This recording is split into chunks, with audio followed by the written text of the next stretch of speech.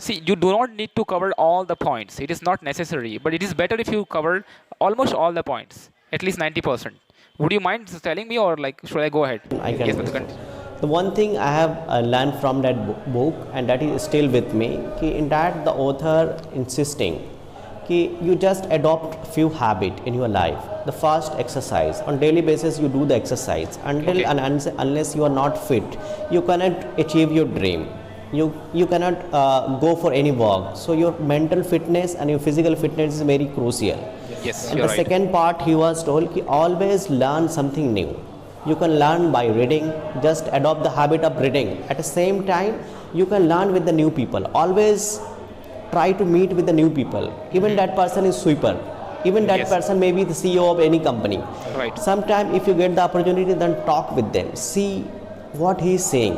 Right. What he having opinion about the world. Right. And sometimes you can learn from the book also.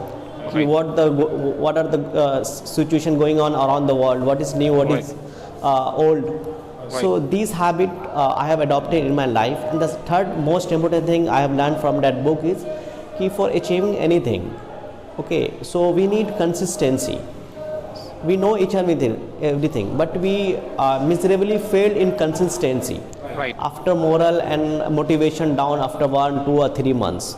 So Right. if consistency is there, then we can achieve anything. Okay. These are the main point I have learned from that book. Right. Because of that book is very near from with my heart, and I just adopted the habit of reading the book. Okay. But one